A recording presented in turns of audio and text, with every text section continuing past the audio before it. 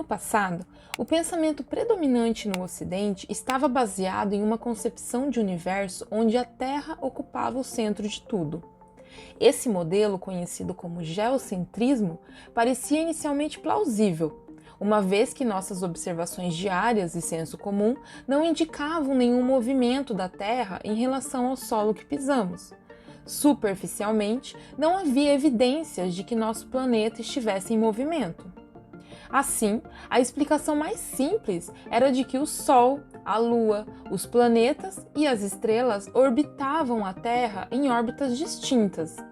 Essa ideia foi amplamente aceita no mundo antigo e fazia parte da filosofia clássica, conforme apresentada nas obras de Platão e Aristóteles no século IV a.C. No entanto, à medida que os artigos gregos estudavam e observavam o movimento dos planetas, perceberam que o sistema geocêntrico apresentava problemas.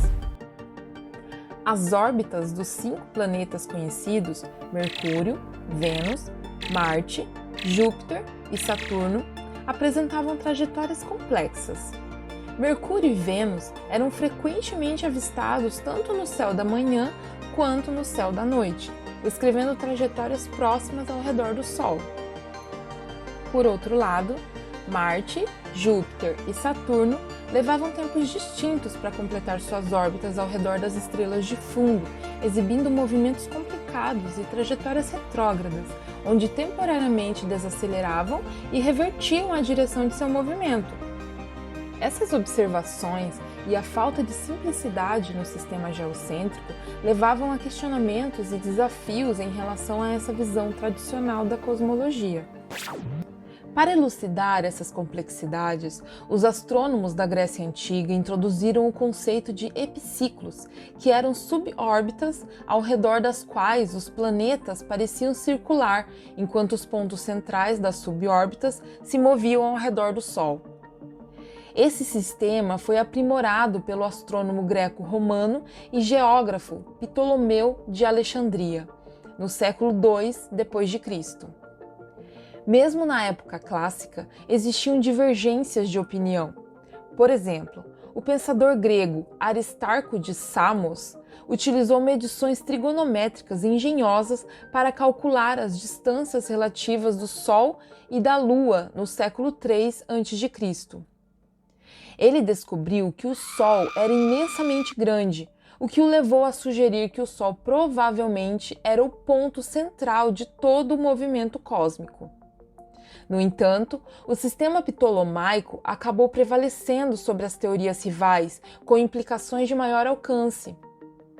À medida que o Império Romano declinava, nos séculos subsequentes, a Igreja cristã herdou muitas dessas suposições. A ideia de que a Terra ocupava o centro de tudo, com o homem como o ápice da criação divina e com domínio sobre a Terra, tornou-se um princípio central do cristianismo e manteve-se predominante na Europa até o século XI. Isso não significa, contudo, que a astronomia tenha estagnado por 1,5 milênio após Ptolomeu. A habilidade de prever com precisão o movimento dos planetas não era apenas um enigma filosófico e científico, mas também tinha supostas motivações práticas, graças às crenças astrológicas.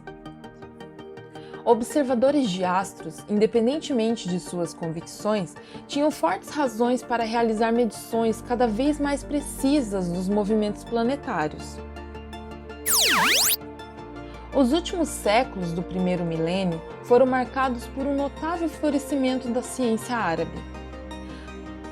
A rápida expansão do Islã pelo Oriente Médio e Norte da África, a partir do século VII, levou os pensadores árabes a terem acesso a textos clássicos, incluindo as obras astronômicas de Ptolomeu e outros estudiosos. A prática da astronomia posicional, que envolvia o cálculo preciso das posições dos corpos celestes, alcançou seu auge na Espanha, que se tornou um caldeirão dinâmico do pensamento islâmico, judaico e cristão. No final do século XII, o rei Afonso X de Castela apoiou a compilação das chamadas Tábuas Alfonsinas. Esse trabalho combinou novas observações com séculos de registros astronômicos islâmicos, com o objetivo de aprimorar o sistema ptolomaico e fornecer dados precisos para os cálculos das posições planetárias até o início do século XVII. Nesse ponto da história, o modelo ptolomaico estava se tornando excessivamente complicado, com a adição de epiciclos para ajustar as previsões às observações. Em 1377, o filósofo francês Nicolas Oresme, bispo de Lisieux, enfrentou esse problema diretamente em seu trabalho, cujo título em tradução livre é Livro do Céu e da Terra. Ele demonstrou a falta de provas observacionais de que a Terra era estática e argumentou que não havia motivos para supor que ela não estivesse em movimento. No entanto, mesmo desafiando as evidências do sistema ptolomaico, Oresme concluiu que pessoalmente não acreditava em uma Terra em movimento. No início do século XVI, a situação era diferente. A Renascença e a Reforma Protestante trouxeram à tona muitos questionamentos sobre dogmas religiosos antigos. Foi nesse contexto que Nicolau Copérnico, um cônego católico da província de Vármia, apresentou a primeira teoria heliocêntrica moderna, deslocando o centro do universo da Terra para o Sol. Copérnico divulgou suas ideias pela primeira vez em um pequeno panfleto chamado Commentariolus, por volta de 1514, que circulou entre amigos. Sua teoria era essencialmente semelhante ao sistema proposto por Aristarco, mas superava muitas das falhas dos modelos anteriores. No entanto, ainda estava fortemente ligada a certos pilares do pensamento ptolomaico, incluindo a ideia das órbitas celestes sendo montadas em esferas cristalinas girando em rotações perfeitas.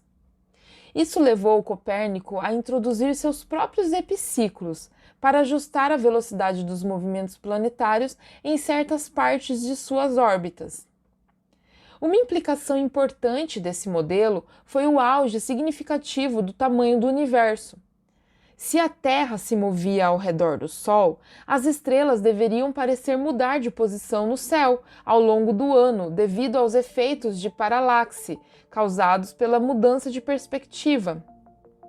Como isso não ocorria, as estrelas deveriam estar muito distantes. O modelo copernicano, logo, se mostrou muito mais preciso do que qualquer aprimoramento do antigo sistema ptolomaico e começou a se espelhar entre os círculos intelectuais da Europa. Chegou até Roma, onde, ao contrário do que se poderia pensar, foi bem recebido em alguns círculos católicos. O novo modelo causou tanta agitação que o matemático Rhéticos viajou até Vármia para se tornar pupilo e assistente de Copérnico a partir de 1539.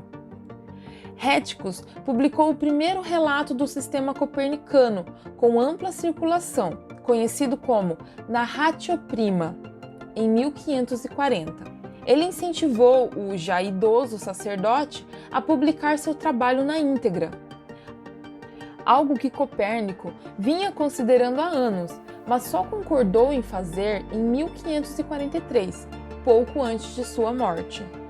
Após a morte de Copérnico, sua obra Das Revoluções das Esferas Celestes foi publicada. Embora não tenha gerado uma reação furiosa, apesar de sugerir que a Terra estava em movimento, o que contradizia passagens das Escrituras e era considerado herético tanto pelos teólogos católicos quanto pelos protestantes. Para evitar conflitos, foi inserido um prefácio explicando que o modelo heliocêntrico era apenas uma ferramenta matemática para previsões, não uma descrição do universo físico. No entanto, Copérnico, em sua vida, não havia manifestado tais reservas.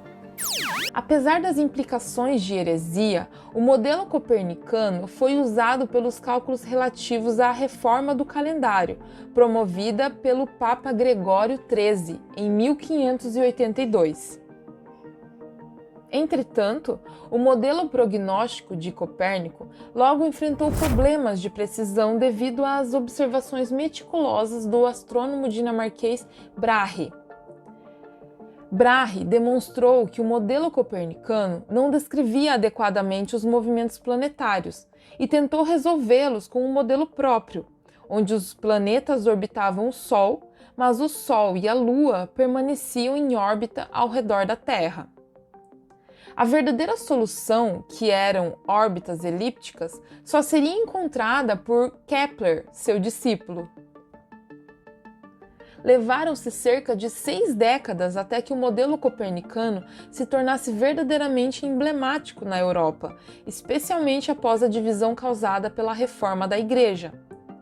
A controvérsia em torno do cientista italiano Galileu Galilei desempenhou um papel crucial nisso. Em 1610, as observações de Galileu sobre as fases de Vênus e a presença das luas orbitando Júpiter o convenceram de que a teoria heliocêntrica estava correta. Ele expressou seu fervoroso apoio a ela em seu livro Diálogo sobre os dois principais sistemas do mundo, situado no coração da Itália católica. Essa postura acabou levando Galileu a conflitos com o papado, que resultaram, entre outras coisas, na censura de partes controversas do livro das Revoluções, em 1616. Essa proibição só foi suspensa após mais de 2 séculos.